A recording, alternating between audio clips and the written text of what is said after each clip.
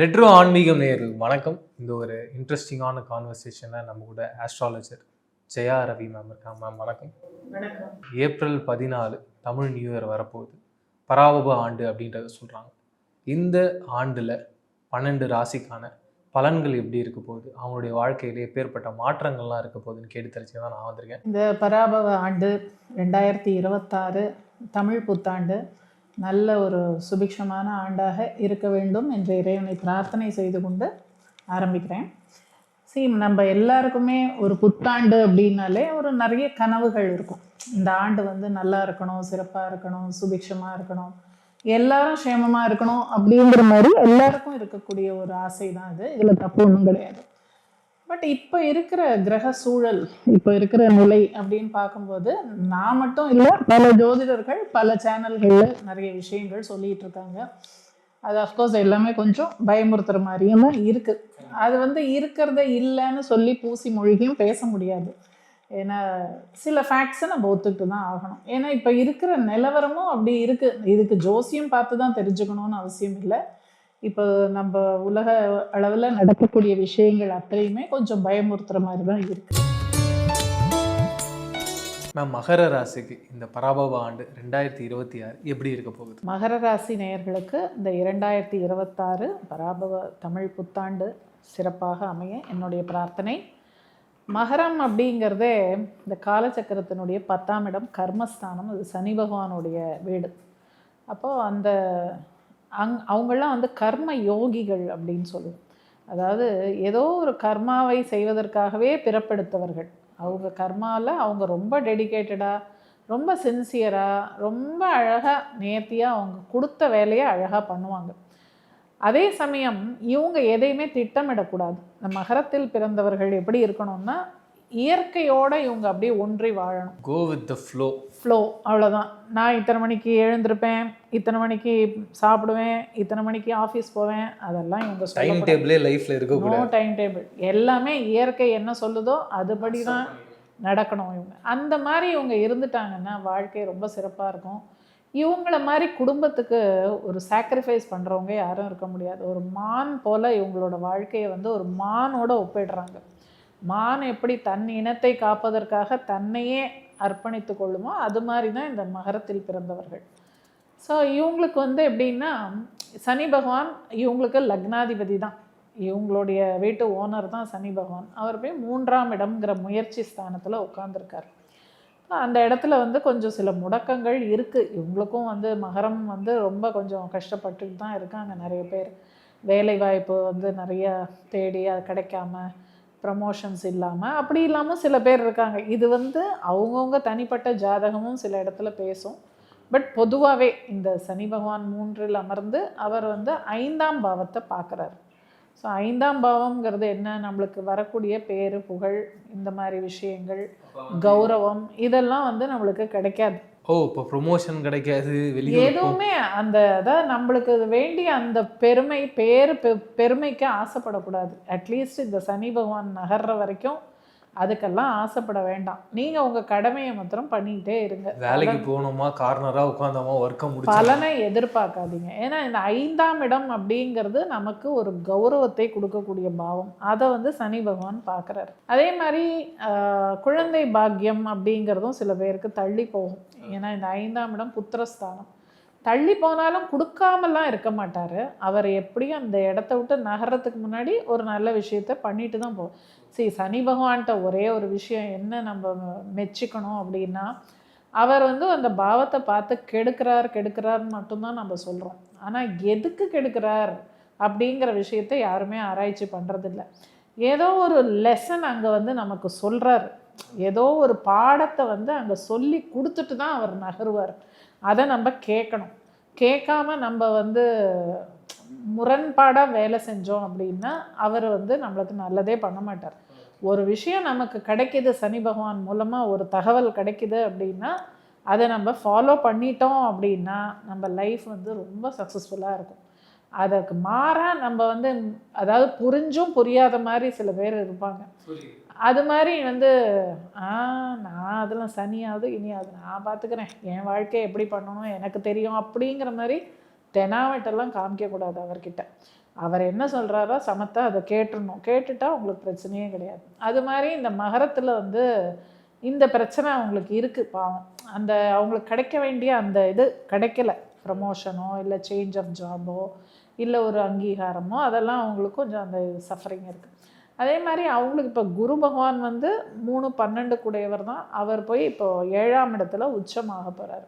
இப்போ 7ல் குரு போய் உச்சமாகிறதுங்கிறது அவ்வளோ சிறப்பு இல்லை. 7ஆம் பாவத்தில் குரு வந்து தனித்து அதுவும் உட்காரும்போது இந்த திருமண வாழ்க்கையில் சில சங்கடங்கள் வரும். ஏன்னா குரு பகவானை பொறுத்த மட்டும் 7ஆம் பாவத்தில் தனித்து இருக்கக்கூடாது.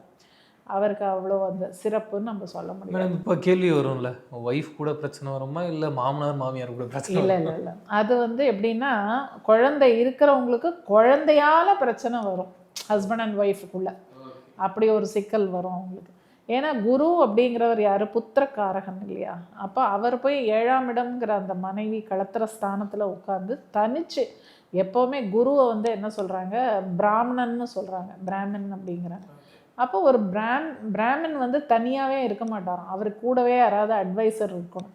அது மாதிரி கூட வேறு ஏதாவது கிரகம் இருந்தால் ஓகே, பட் அவர் தனிச்சு இருக்கும்போது கண்டிப்பாக வந்து சில பிரச்சனைகளை கொடுப்பார். அதுவும் குழந்தைகள் மூலமாகவோ இல்லை குழந்தைகளை காரணமாக வைத்து ஏதோ ஒரு பிரச்சனையை அவர் கொடுப்பார். ஸோ அந்த மாதிரி ஒரு சிக்கல் உண்டு. ஆனால் அவர் வந்து இப்போ உட்கார்ற இடம் அப்படின்னா கூட அவர் பார்க்கக்கூடிய பாவம் வந்து 11ஆம் பாவத்தை பார்க்க போகிறார், லாபஸ்தானத்தை. அதே மாதிரி லக்னத்தையே பார்க்க போகிறார், ராசியே பார்க்க போகிறார். அப்போ ராசியே பார்த்துட்டார் அப்படின்னா அது ஒரு நல்ல விஷயந்தான். ஏன்னா ராசிங்கிறது நம்மளுடைய சந்திரன் இருக்கக்கூடிய இடம்தான் ராசி. அப்போ அந்த சந்திரனை வந்து குரு பார்க்கும்போது கல்யாணம் அப்படிங்கிற விஷயம் கூட சில பேருக்கு நடக்கலாம். ஏன்னா அதை என்ன சொல்லுவோம் அப்படின்னா, அண்ணலும் நோக்கினான் அவளும் நோக்கினாள்ங்கிற மாதிரி அந்த லவ் மேரேஜ் கூட நடக்கலாம். அது எது வேணா இருக்கலாம், லவ் மேரேஜ் அரேஞ்ச்டு மேரேஜ் எது வேணா இருக்கலாம். ஆனால் குரு வந்து சந்திரனை பார்க்கும் காலம் கோச்சாரத்தில் திருமணங்கள் நடக்கும் அப்படின்னு சொல்லுவாங்க. ஸோ திருமணம் ஆகாதவங்களுக்கு திருமணம் நடக்கலாம். 11ஆம் பாவங்கிற லாபஸ்தானத்தையும் பார்க்க போகிறாரு, ராசியையும் பார்க்க போகிறாரு, 3ஆம் பாவத்தையும் பார்க்க போகிறாரு. அப்போ நம்மளுடைய முயற்சிகள் வந்து இன்னும் கொஞ்சம் சிறப்பாக நம்ம வெளிப்படுத்தணும் அப்படிங்கிற எண்ணம் வரும். இப்போ இவங்களுக்கு எங்கே சிக்கல் அப்படின்னா, 8ஆம் இடத்துல கேது, அதுதான் கொஞ்சம் ஜாக்கிரதையாக இருக்கணும். 8ங்கிறது வயறு, அதாவது நம்மளுடைய ஜீரண சம்மந்தப்பட்ட இதில் உறுப்புகள்லாம் இருக்குது இல்லையா, லிவர், நம்மளுடைய கால் பிளாடர், இந்த மாதிரி இந்த ஜீரண உறுப்புகள்லாம் இருக்குது இல்லையா, அதெல்லாம் வந்து கொஞ்சம் டேமேஜ் பண்ணுவார் கேது. அப்போது நம்ம சாப்பாட்டு விஷயத்தில் கரெக்டாக இருந்துட்டோம், நல்ல ஒரு ஃபுட்டு ஹெல்த்தி ஃபுட்டாக சாப்பிட்டோம். நைட்டு ஒரு 1 மணிக்கு போய் நம்ம வெளியில் சாப்பிட்லாம், அதெல்லாம் பண்ணவே கூடாது. சாப்பிடலாம், 12 மணிக்கு பிரியாணி ஆர்டர் பண்ணி சாப்பிட்றது இதெல்லாம் கூட தவிர்த்துடணும். ஆமாம், ஒழுங்கு மரியாதையாக ரசம் சாதமாக சாப்பிட்டு சமத்தா வீட்டில் இருக்கிற 6 o'clock டின்னரை முடிச்சிடணும். ஆமாம், அந்த மாதிரி இருந்தீங்கன்னா தப்பிச்சிடலாம். இல்லைன்னா கேது வந்து பயத்தில் கண்டிப்பாக ஏதாவது ஒரு பிரச்சனையை கொடுத்துருவார். அப்புறம் அது வந்து என்னாகும், தீராத பிரச்சனை ஆகி அதனால கான்ஸ்டிபேஷன் ஆகி அதனால மைக்ரைன் தலைவலி வந்து இத்தனை கோளாறும் ஆகும். அதனால் ஆரம்பத்திலேயே நம்ம அதை கரெக்டாக மெயின்டைன் பண்ணிட்டோம்னா பிரச்சனை இல்லை. இவங்க எப்பேற்பட்ட கடவுள் வழிபாடு பண்ணலாமா? கடவுள் இவங்களுக்கு பெருமாள் தான், பெருமாள் வழிபாடு தான் இவங்களுக்கும். திருப்பதி போயிட்டு வந்தால் நல்லது. அதே மாதிரி பெருமாளை வழிபட்டு அந்த லைக் இவங்க வந்து எப்படின்னா ஒழுக்கமான ஒரு வாழ்க்கை வாழ்ந்தாலே போகும், அதாவது வாழ்க்கை சிறப்பாக இருக்கும். ஆமாம், வாழ்வியல் பரிகாரம் மாதிரி இவங்களுக்கு வந்து கரெக்டாக அவங்க லைஃப் ஸ்டைலை கரெக்டாக மெயின்டைன் பண்ணி எக்ஸசைஸ் பண்ணுறது, டயட்டை கண்ட்ரோல் ஃபாலோ பண்ணுறது, இதெல்லாம் பண்ணால் சிறப்பாக இருக்கும் அவங்களுக்கு. அதெல்லாம் விட்டுட்டு இவங்க வேறு ஏதோ பண்ணாங்கன்னா ஏதாவது. அதே மாதிரி 2ஆம் இடத்துல இவங்களுக்கு ராகு, 2ல் ராகு இருக்கும்போது என்னாகும், சாப்பிட்றதுக்கு பயங்கர கிரேவிங்ஸ் இருக்கும் இவங்களுக்கு. 8ல் கேது உட்காந்துருக்காரு, 2ல் ராகு உட்காந்து சாப்பிடு சாப்பிடு அப்படின்னு நல்லா உள்ளே தள்ளுவாங்க. பீட்சாவும் பாஸ்தாவும் இன்னும் நூடுல்ஸும் எது கூடாதோ அதெல்லாம். ஏன்னா ராகுக்கு ஜங்க் ஃபுட்டு தான் பிடிக்கும். அப்போ போட்டு நல்லா முக்குன்னு முக்குவாங்க, இங்கே கேது வச்சு செய்வார். அதனால் கொஞ்சம் இதெல்லாம் பேலன்ஸ் பண்ணணும், மகரத்தில் பிறந்தவங்க கேர்ஃபுல்லாக இருக்கணும். அதர்வைஸ் நல்லதும் இருக்குது, பட் இந்த மாதிரியான விஷயங்களும் கொஞ்சம் பார்த்துக்கணும். சனி, குரு, ராகு, கேது, இந்த 4 கிரகங்களை முக்கியமாக நம்ம எடுத்துக்கணும். இப்போ சனி பகவான் வந்து நம்ம எல்லாருக்கும் தெரியும், அவர் போன வருஷமே மார்ச் மாதம் 31 இந்த மீன ராசிக்குள்ளே வந்துட்டார். இருந்தாலும் வாக்கியப்படி இப்போ தான் ரீசெண்டாக அதை வந்து கொண்டாடினாங்க. பட் இருந்தாலும் நம்ம ஜோதிடர்கள் அனைவரும் பொதுவாக வந்து நம்ம திருக்கணித பஞ்சாங்கப்படி தான் நம்ம ஃபாலோ பண்ணுறோம். அஃப்கோர்ஸ் கோவில்களில் வந்து பார்த்திங்கன்னா வாக்கியம் இன்னும் ஃபாலோ பண்ணுறாங்க. பட் நம்ம வந்து திருக்கணிதப்படி போன வருஷமே அவர் என்டர் ஆகிட்டார் 2025. ஸோ அப்போலேருந்தே நம்ம பார்த்துட்ருக்கோம் பல விஷயங்கள் நடந்துட்டுருக்கு.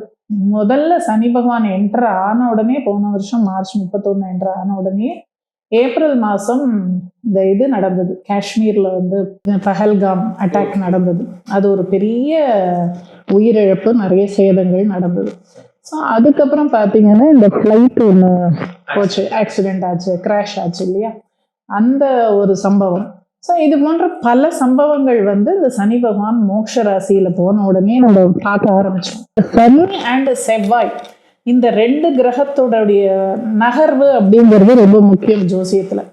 ஸோ அந்த நகர்வை பேஸ் பண்ணி தான் நிறைய விஷயங்கள் நடக்குது. இப்போ வந்து செவ்வாய் வந்து கும்பத்தில் இருக்கார், அவரும் நகர்ந்து இப்போ மீனத்துக்கு போயிட்டு இருக்காரு. சனியோட க்ளோஸாக கன்ஜங்க்ட், அதாவது சேர்க்கை அப்படிங்கிற ஒரு நிலை வரும்போது இன்னும் பல கஷ்டமான விஷயங்கள் தான் இருக்கும். போர் சம்மந்தப்பட்ட விஷயம் ஆல்ரெடி அது தொடங்கி நடந்துட்டு இருக்கு. இதை தவிர புது விதமான நோய் அப்படிங்கிற விஷயங்கள் கூட வெளிப்படுறதுக்கு வாய்ப்பு இருக்கு. எப்பவுமே சனியும் செவ்வாயும் சேர்ந்து ஒரு ராசியை பார்வையிடும் போது அதை வந்து என்ன சொல்லுவோம், துப்பாக்கியிலிருந்து வர தோட்டா மாதிரி, அந்த அளவுக்கு அது ரொம்ப பவர்ஃபுல்லாக இருக்கும். அந்த காலகட்டம் கொஞ்சம் கேர்ஃபுல்லாக தான் இருக்கணும். ஏன்னா எப்படி இருந்தாலும் செவ்வாய் வந்து அந்த ராசியில் ஒரு 40-45 நாள் இருப்பார். ஸோ அந்த பீரியடில் கொஞ்சம் நம்ம இந்த சனி செவ்வாய் சேர்க்கைங்கிறத கொஞ்சம் கவனிக்கணும். அப்போ சூரியன் வந்து அஃப்கோர்ஸ் இந்த புது வருஷம் வந்தோடனே அவர் மேஷத்துக்கு வந்துடுறாரு. அவர் கேதுவோட நட்சத்திரத்தில் தான் ஃபஸ்ட்டு அஸ்வினியில் தான் சஞ்சாரிப்பார். ஸோ இப்போ கேதுவும் பார்த்தீங்கன்னா சூரியனுடைய வீட்டில் தான் இருக்கார், சிம்மத்தில் இருக்கார், 5ஆம் இடம். அவரும் வந்து இப்போ இந்த மாத கடைசியில் மகம் நட்சத்திரத்துக்குள்ள தன்னுடைய நட்சத்திரத்திலே என்டர் ஆக போகிறார். அப்பவும் பார்த்தீங்கன்னா இந்த நோய் அப்படிங்கிற தாக்கங்கள் இதெல்லாம் இருக்கும். ஏன்னா கேது தன்னுடைய நட்சத்திரம், கேதுவுடைய நட்சத்திரத்திலேயே அவர் சஞ்சாரம் செய்யும்போது அதுவும் கொஞ்சம் அவ்வளோ அது என்ன, மகம்ங்கிறது பித்ருக்களுடைய நட்சத்திரம். ஸோ அப்போ இந்த மாதிரி இப்போ ஒரு தனி மனிதனுக்காகட்டும் உலக அளவில் ஆகட்டும் எல்லாத்துலேயுமே ஒரு தாக்கம் அப்படிங்கிறது இருக்க தான் இருக்கும். ஸோ நம்ம உலக அளவில் உலகியல் ஜோதிடம்னு பார்க்கும்போது இந்தியாவை பொறுத்து மட்டும் ஓரளவுக்கு நம்ம சேஃப் ஜோனில் இருக்கோம் அப்படின்னா கூட மற்ற இடங்களில் சுற்றி நடக்கக்கூடிய விஷயங்கள் நம்ம நாட்டுக்கும் சில தாக்கங்களை ஏற்படுத்தும். இப்போ குரு அப்படின்னாலே பொதுவாகவே அவரை என்ன சொல்கிறோம், தனகாரகன் அப்படின்னு சொல்கிறோம், புத்திரகாரகன் அப்படின்னு சொல்கிறோம். ஸோ ஒரு ராசி மண்டலத்தில் குரு பகவானுக்கு பார்த்தீங்கன்னா கிட்டத்தட்ட ஒரு 7, 8, 9 வீடுகளுக்கு அவரை வந்து இன்சார்ஜாக போட்டாங்க. அதாவது பணம், காசு, பொருளாதாரம் சம்மந்தப்பட்ட விஷயம், திருமணம் போன்ற விஷயங்கள், அதுக்கப்புறம் பார்த்தீங்கன்னா நம்ம குழந்தை பாக்கியம். ஸோ இந்த மாதிரி விஷயங்களுக்கெல்லாம் குரு பகவானே காரகமாக வர்றாரு. அவர் வந்து இப்போ கடகத்தில் வந்து உச்சமாக போகிறார். அப்போ அவருக்கு அது ரொம்ப உகந்த இடம். கடகம் அப்படிங்கிறது காலச்சக்கரத்தினுடைய 4ஆம் இடம், அது வந்து சுகஸ்தானம் அப்படின்னு சொல்கிறோம்.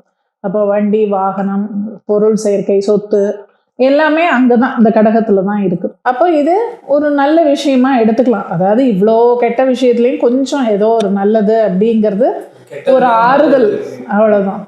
அதே மாதிரி அந்த குரு என்ன பண்ணுவார், கடகத்தில் வந்து உட்காரும்போது தன்னுடைய 9ஆம் பார்வையாக சனி பகவானை பார்ப்பார். அதாவது சனி பகவான் இப்போ வந்து தன்னுடைய வீட்டில், அதாவது குருவுடைய வீட்டில் தான் இருக்கார். அவர் 9ஆம் பார்வையாக பார்க்கும்போது சனி பகவான் வந்து கொஞ்சம் காம் ஆவார். அதாவது இத்தனை நாள் வந்து அவர் ரொம்ப உக்கிரகமாக இருந்தார். ஆக்சுவலி சனி பகவானை பார்த்து நம்ம யாரும் பயப்பட வேண்டியதில்லை. அவரும் வந்து ஒரு போலீஸ்காரன் மாதிரி நம்மளெல்லாம் வந்து தண்டிக்கிறதுக்காக அவர் வரல, நம்மளுக்கெல்லாம் ஒரு நல்ல பாடத்தை சொல்லி கொடுக்க தான் வரார். இப்போ மனித இனம் வந்து நம்மளும் நிறைய தப்பு பண்ணுறோம். அதாவது இயற்கையை வந்து எக்ஸ்ப்ளாய்ட் பண்ணுறோம். ரொம்ப இயற்கையை வந்து நம்ம சௌரியத்துக்கு எல்லா விஷயத்தையும் நம்ம இந்த சீர்கேடுன்னு சொல்லுவாங்க இல்லையா, அதெல்லாம் நம்ம பண்ணிகிட்டு இருக்கோம்.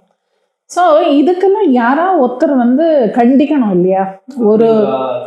ஒரு தண்டனை அப்படின்னு ஒன்று இருந்தால் தான் நம்மளுக்கு பயம் அப்படிங்கிறது ஒன்று வரும். ஸோ அது மாதிரி தான் இப்போ சனி பகவான் பண்ணுறாரு ஒழிய அவருக்கு ஒன்றும் நம்மளெல்லாம் வந்து அழ வைக்கணுங்கிறது அவரோட இன்டென்ஷன் கிடையாது. ஏன்னா இதை போய் நம்ம வீட்டில் அப்பா அம்மாவோ இல்லை பெரியவங்களோ இல்லை ஒரு காலேஜில் ஒரு டீச்சரோ லெக்சரோ சொன்னால் நம்ம கேட்க போகிறதில்ல. ஆனால் இப்படி ஒரு கண்ணுக்கு தெரியாத ஒரு சக்தி வந்து நம்மளை பனிஷ் பண்ணும்போது தான் மனுஷனுக்கு ஒரு பயம் அப்படிங்கிறது வருது. இருந்தாலும் பொதுவாகவே இந்த மாதிரி ஒரு போர் சூழல், இந்த மாதிரி ஒரு ரௌத்ரமான சில விஷயங்கள், சில சீர்கேடுகள் இதெல்லாம் நடக்கிறதுக்கு முருகப்பெருமான் தான் பெஸ்ட்டு. ஏன்னா போர் அப்படின்னாலே செவ்வாயை தான் நம்ம சொல்கிறோம். செவ்வாய்க்கு கடவுள் யாருன்னா முருகப்பெருமான் தான். அப்போ எப்பேற்பட்ட இந்த மாதிரியான ஒரு சூழலில் கூட நம்மளை காப்பாற்றி கொண்டு வரதுன்னா முருகன் ஒருத்தர் தான் பண்ண முடியும். ஸோ அவரை வேண்டிட்டாலே எல்லாருக்குமே, அதாவது இது வந்து இவங்களுக்கு தான் அவங்களுக்கு தான் இல்லை, உலகத்துக்கே நான் சொல்கிறேன், முருகப்பெருமான் வேண்டிட்டா எல்லா கஷ்டத்துலேருந்தும் நம்மளை அவர் காப்பாற்றிடுவார். ஸோ அது ஒரு சிறந்த வழிபாடாக நான் சொல்லுவேன். அண்ட் குரு வந்து இந்த வருஷத்துக்கு ராஜாவாக வர்றதுனால பிரகஸ்பதி, குருன்னா வந்து பிரகஸ்பதி. இப்போ எல்லாருமே வந்து அவங்கவுங்க மத குரு அப்படின்னு இருப்பாங்க இல்லையா, எல்லா மதங்களுக்கும் குரு அப்படின்னு இருப்பாங்க. ஸோ அந்த குருமார்களுக்கு மரியாதை செலுத்துவது, குருமார்களுக்கு கொடுக்க வேண்டிய அந்த என்ன சொல்றது அந்த ரெஸ்பெக்ட், அவங்களுக்கு கொடுக்க வேண்டிய மரியாதை, அவங்களுக்கு கொடுக்க வேண்டிய எல்லா, அவங்கள வந்து திருப்திப்படுத்தி அவங்க காலில் விழுந்து ஆசீர்வாதம் வாங்கி இது மாதிரிலாம் பண்ணலாம். அவங்கவுங்களுக்கு ஒரு ஒரு குடும்பத்துக்கும் ஒரு குரு அப்படின்னு இருப்பாங்க. அந்த மாதிரி குருமார்களுக்கு நம்ம நிறைய இந்த காலகட்டத்தில் நல்ல ஒரு பிரீத்தி பண்ணோம்னா கண்டிப்பாக எல்லார் வீட்லேயும் நல்ல சந்தோஷமாக ஆனந்தமாக இருக்கலாம். சூப்பர் மேம், நிறைய இன்ட்ரெஸ்டிங்கான விஷயம் பேசணும். மீண்டும் சந்திப்போம். நன்றி.